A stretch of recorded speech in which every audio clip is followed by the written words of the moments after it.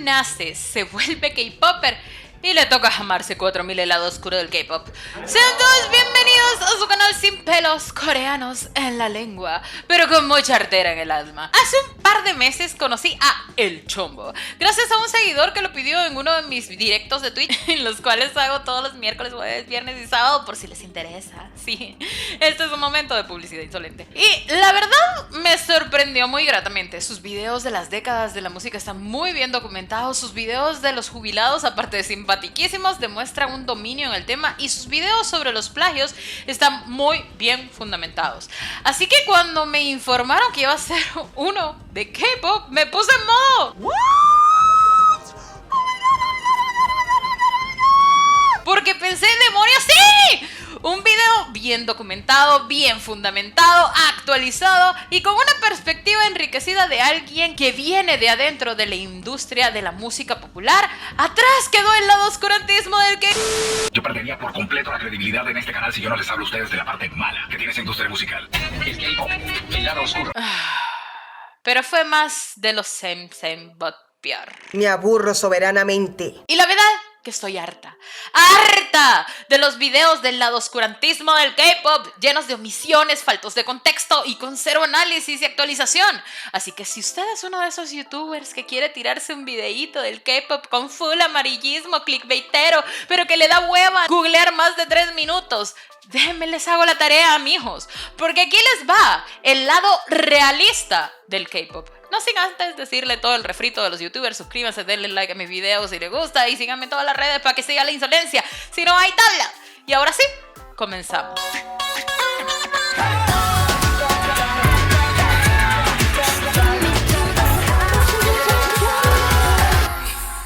El primer error del lado oscurantismo del K-pop es no entender la definición del K-pop, o más bien la música idol. Porque sí, el K-pop, aunque es K-pop, no es K-pop, al menos no como ustedes entienden el K-pop.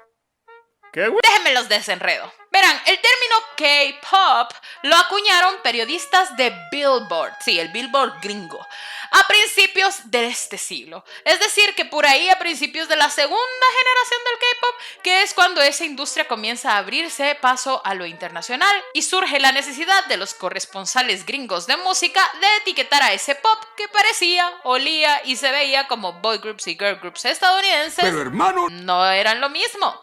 No solo porque no estaban en Speak English, sino porque su estética y la cultura alrededor de esta eran completamente diferentes.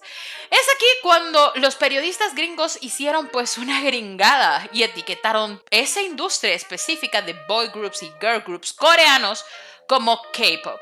O sea, etiquetaron un solo estilo de artistas con una etiqueta tan amplia y extensa como un género musical, lo cual ustedes seguro en ese momento están diciendo, pues, ¿qué tiene de malo?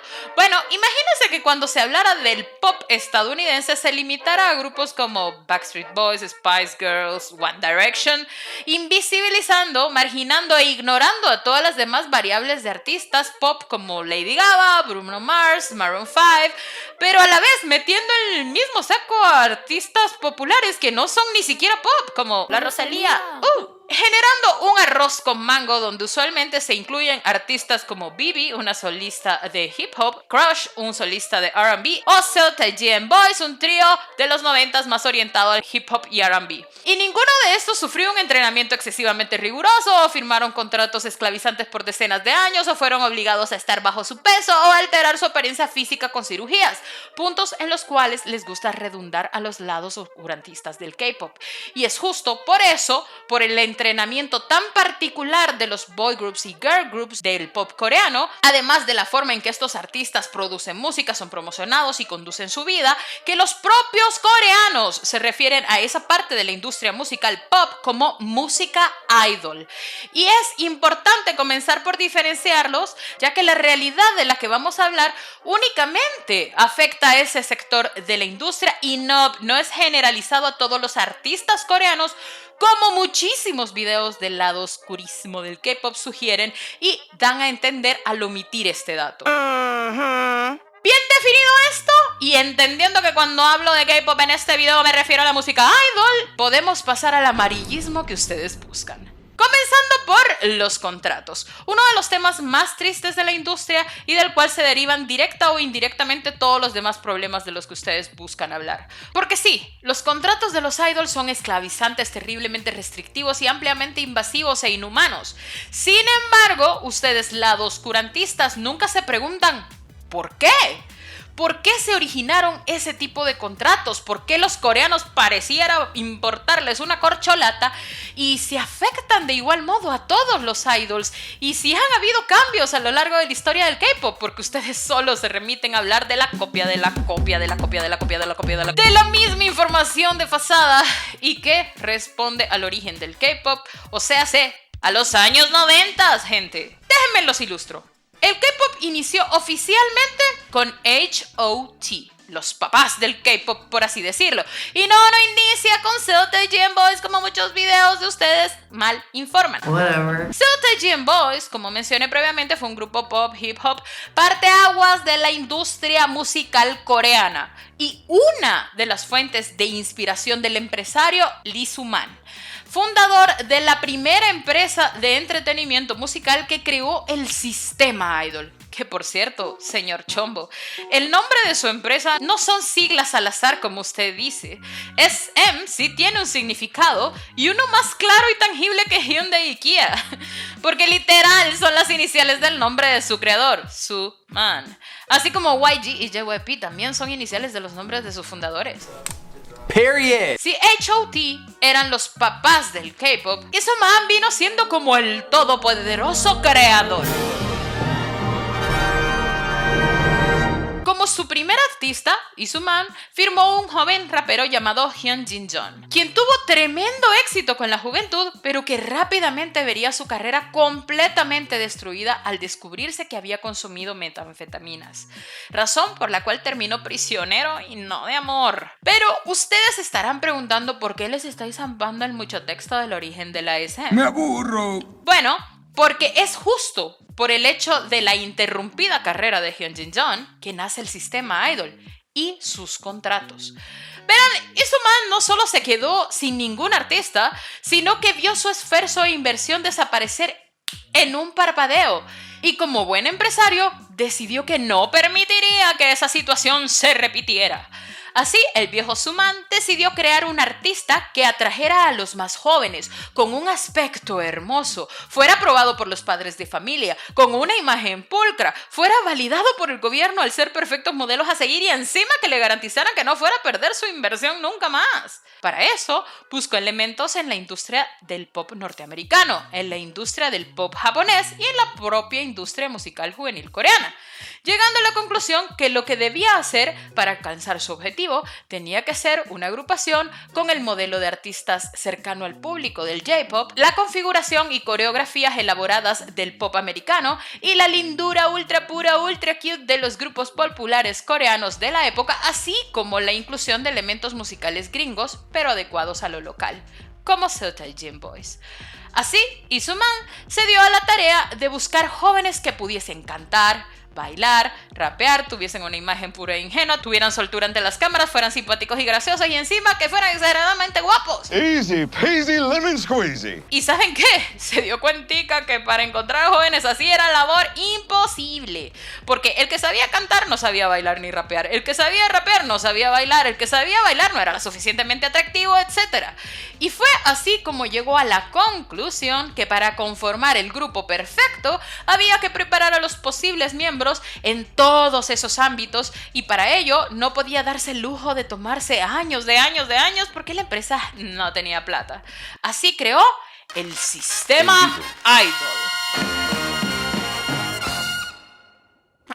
¿Qué es lo que define a un artista idol? ¿Pero qué es el sistema idol? Bueno, el sistema idol básicamente constituye un programa de preparación cuasi industrial de jóvenes en todos los flancos posibles. Se les enseña, obviamente, a cantar y bailar, a rapear a aquellos jóvenes que la empresa considere les vaya bien ese rol, se les enseña cómo desenvolverse ante las cámaras, se les prepara para brindar entrevistas y reaccionar a imprevistos, se les instruye cómo modelar, a los más atractivos se les prepara en la actuación, a los más simpáticos en el entretenimiento, aparte de brindarles cursos súper básicos de idiomas como japonés e inglés, etc. Pero obviamente para formar una persona en todos esos campos tomaría años. Y como mencioné, Izuman cuando creó el sistema no tenía el presupuesto ni el tiempo para preparar a estos jóvenes en las vías tradicionales de enseñanza. De esta forma el sistema fue concebido como una preparación maratónica, básicamente un mega curso hiperintensificado y flash de todo en uno. Por lo cual los jóvenes tenían que practicar durante 12 a 18 horas al día y obviamente con semejante maratón no tenían el chance de socializar con sus amigos o ir a sus casas a ver a sus familiares, algo que claramente en semejantes condiciones estresantes y agotadoras los jóvenes buscaban desesperadamente. Por ello el sistema incluyó restricciones en forma de los ojos de Sauron. Estos ojos de Sauron no fueron concebidos dentro del sistema solo para evitar que los jóvenes aprendices se ausentaran o llegaran tarde, porque había una prioridad para Izuman, una que el sistema por sí solo no podía garantizar, y era el que no se repitiera la situación de Hyunjin-jeon. Y no solo esta situación específica, sino cualquier tipo de escándalo que destruyese la carrera de uno de los artistas. De esta forma, los managers de la industria idol se convirtieron en vigilantes carceleros mamás posesivas, o sea, ojos de Sauron. Los managers debían vigilar a los aspirantes a idol para que no consumieran nada ilegal, no tuvieran prácticas amorales, no sustuviesen relaciones ante el ojo público, cuidaran su figura y cumplieran con todo el programa de preparación. Sin embargo, rápidamente, tanto los ojos de Sauron como Izuman se darían cuenta que tener seres humanos 24/7 encima de los chicos no garantizaba que igualmente no se metieran en problemas o incumplieran las normas. Para esto hacía falta algo más poderoso, algo más efectivo y que infligiera más temor en los jóvenes aspirantes. Así nacieron los contratos esclavizantes, que básicamente constituirían grilletes legales, con cláusulas que exigirían a los idols numerosos sinsentidos inhumanos para garantizar que no afectaran su propia carrera, no para cuidarlos de ellos mismos, sino para proteger la inversión de la empresa. Y estos contratos en efecto tenían una duración de 10 a 12 años originalmente, e incluían cláusulas que les prohibían tener relaciones amorosas de cualquier tipo y una distribución de las ganancias terriblemente disparejas con la empresa quedándose más del 50%, y se les cobraba a ciegas todo gasto de formación en que incurriera la empresa para poder debutar, y se les limitaba de toda forma de socialización fuera de la empresa y el dormitorio común que les proveía y un amplio etcétera. Pero en los ya casi 30 años que tiene el K-pop no todo ha sido estático. No se han mantenido las cosas igual, no todo ha aplicado de igual forma a todos los idols. Y no, los idols no han sido débiles sumisos que no han luchado para mejorar su realidad, como usted, señor Chombo, y muchos otros lados oscurantistas aseguran en un aberrante estereotipo anquilosado que solo transparenta su absoluta ignorancia del amplísimo abanico cultural asiático y su diversidad social, dejando claro que no solo están mal informados por perezosos, sino que guardan un profundo filo racista sobre el continente asiático y sus pobladores. Los idols no han sido presas sumisas de su cultura. Los idols son niños y adolescentes cuando firman esos contratos. Niños y adolescentes obnubilados por un sueño, muchos de ellos pobres y vulnerables, quienes han sido manipulados por empresarios astutos con un know-how de cómo embaucar jóvenes.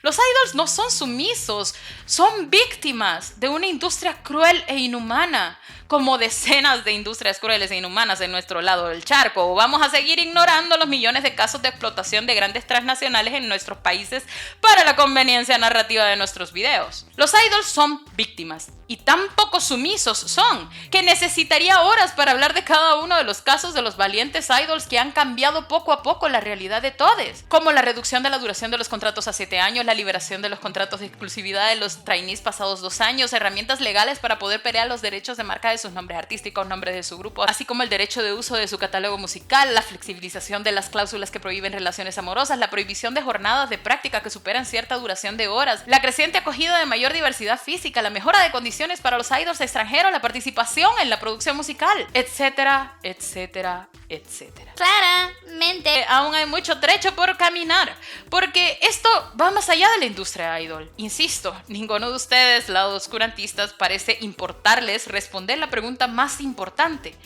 ¿por qué la explotación y los contratos esclavizantes de los idols perviven? Y es porque Estos no son un fenómeno aislado, son un reflejo de la realidad de Corea del Sur. Uno que tiene sus orígenes a finales de la Segunda Guerra Mundial, cuando una desolada, empobrecida y destruida Corea fue liberada del yugo del imperio japonés.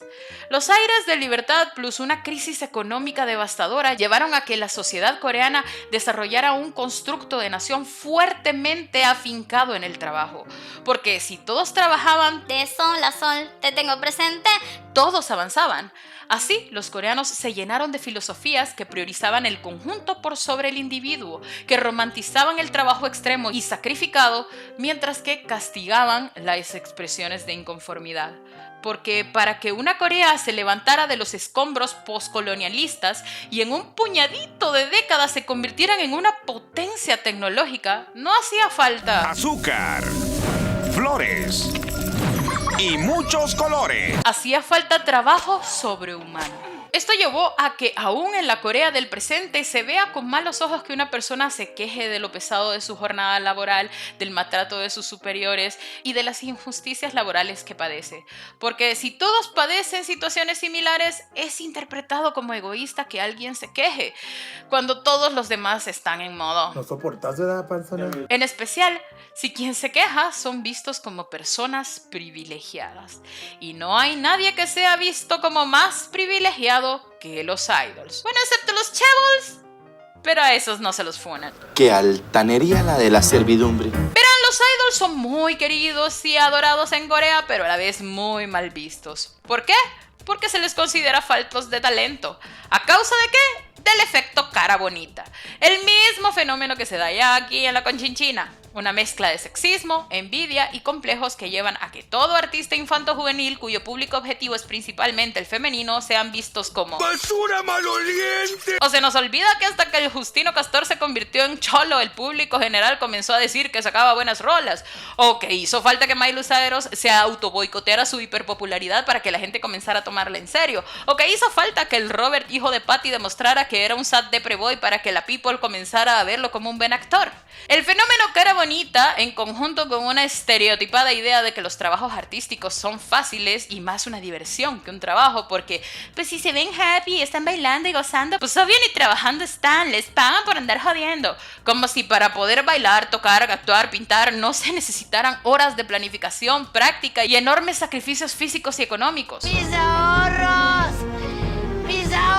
mi dinero. Y encima a esto debemos agregar la falsa percepción del glamour del mundo del entretenimiento. Y es que la gente sigue sin entender que si una actriz lleva un vestido de diseñador de $20,000, unas joyas de $150,000 y el maquillaje más pro a una alfombra roja, no significa que tenga el acceso económico para pagarse nada de eso. Y que dinámicas así pasan en toda actividad pública de una celebridad. Literal, un músico puede no tener para pagar sus facturas, pero salir al escenario con la ropa del diseñador más prestigioso, porque el dichoso diseñador hizo un contrato con la disquera del músico para que este vista nomás su marca, pero la plata se la lleva la empresa y el músico solo se queda con ropa bonita que ni puede vender por contrato y con la cual no puede pagar sus facturas. Y es esa nubosidad de ideas cerradas que lleva a la gente en Corea a pensar que el último en tener derecho de quejarse de injusticias laborales es el idol. Porque si no tienes talento, tu trabajo es fácil y divertido y encima vives en un mundo de glamour, ¿cómo va a osar quejarse un idol cuando yo tengo que jamarme un trabajo de porquería que no me gusta, que es difícil y donde además me pagan una limosna y no me regalan la boutique ni Louis Vuitton? Generando con esto el caldo de cultivo perfecto para que amañados e inescrupulosos empresarios abusen laboral, económica y psicológicamente de los idols, quienes sufren amordazados por una sociedad prejuiciosa y mezquina y una empresa que los toma de rehenes de su propia vida. Pero así como Cristo comenzó a padecer, así los idols. ¡Diablos! Porque ningún amarillista video del lado del K-pop queda sin hablar de las dietas enfermizas y las cirugías plásticas. Que no vamos a decir que no pasan o que no son extremas o excusarlas. Pero vamos a hablar del problema de verdad, ¿no? Porque Esto no es exclusivo del K-pop, es más, ni siquiera es exclusivo de Corea. O vamos a seguir jugando a la ceguera selectiva y a omitir que el 99.99% de las artistas mujeres de Occidente tienen un altísimo grado de intervenciones estéticas, la mayoría altamente transformadoras y la mayoría desarrollando dismorfia y entre comillas adicción a las cirugías o procedimientos estéticos, o cuando se trata de cirugías que complacen al ojo masculino occidental, ahí no es problema, ¿no? Porque me cuesta entender cómo es que es terrible cómo esta gente normaliza las cirugías plásticas en la industria idol, pero cómo no es terrible lo normalizada que está en nuestra industria de entretenimiento occidental. O al menos eso dan a entender los lados oscurantistas cuando subrayan de la forma más amarillista como todos los idols son obligados a operarse, cuando eso es una absoluta falacia. Una mentira que repiten como loras porque no investigan y no les importa por más que finjan tonos de voz apesadumbrados en sus videos. Porque si les importara, hablaran del Oemo Jisanjui, que se traduce literalmente como supremacía de la apariencia, la raíz de esta problemática en Corea. Verán, cuando Corea llegó a cierto grado de, entre comillas, desarrollo, tanto las grandes empresas como el gobierno llegaron a la conclusión que el país debía abrirse al mundo. Y para esto era importante cambiar la imagen que tenía el mundo de Corea, que era... Bueno, sí, el mundo en su mayoría no tenía un corcho de idea de Corea. Para esto, el país gestó una nueva imagen nación para presentarse ante el mundo tal cual quinceañera, como una joven nación vibrante, moderna y bella. Esta imagen de nación no solo era una proyección hacia el exterior, sino también hacia el interior, gestando poco a poco un ideal de que el éxito tenía que estar emparejado con una buena apariencia. Esto, aunado a una cultura tremendamente competitiva que tiene la sociedad coreana, también generado por la posguerra, causaron que poco a poco los patrones de belleza se fueran orientando a lo inalcanzable, las exigencias a la apariencia se volviesen minuciosas y que se ponderara la belleza tanto o igual que el talento, las habilidades, etc. Gestando así una sociedad con una fijación sobre la apariencia enfermiza, que obviamente permea la industria del entretenimiento con mayor rigor, pero no de forma única. Si bien los idols tienen que recurrir a dietas extremas para mantener un peso que cumpla con el patrón de belleza, también esta es una realidad para la juventud coreana, que claro, no están obligados en su totalidad por contrato como los idols, pero que sí están obligados no solo por factores superficiales, sino también para garantizarse de obtener un buen trabajo, un buen cargo, una buena pareja. Y además, los idols ni siquiera son los únicos partícipes en el mundo del entretenimiento obligados a dietas insalubres y extremas, los actores y actrices también. Y así como esa cultura nociva sobre la belleza generan las dietas extremas, también generan que se recurra a la cirugía plástica. ¿Dudas? Pero no como algo obligado por contrato y universal a todos los idols, porque no todos los idols se operan como expresan muchísimos de los videos de la escena del K-pop, sino como una práctica más normalizada para la sociedad coreana en general. Para los coreanos las cirugías estéticas son mucho más normales, con el 20% de las mujeres habiéndose practicado al menos una, según datos del 2019, y son uno de los países con mayor número de cirugías al año, por lo cual no es extraño que un alto porcentaje de los artistas y celebridades se hagan cirugías plásticas. El K-pop es una industria plagada de aspectos tristes, crueles y oscuros, como ustedes quieren llamarle. Pero no es diferente a cualquier otra industria del entretenimiento juvenil, desgraciadamente. Y no creo que tengamos ninguna potestad para señalar de forma amarillista y superficial problemáticas profundas y complejas desde un falso pedestal moral de justicia y humanidad, cuando tenemos demasiados fantasmas en casa que por mucho que querramos enterrarlos, resulta que siguen más vivos que nunca. Como dice el dicho, mi gente, ves la paja en el ojo ajeno, pero en el propio ni la...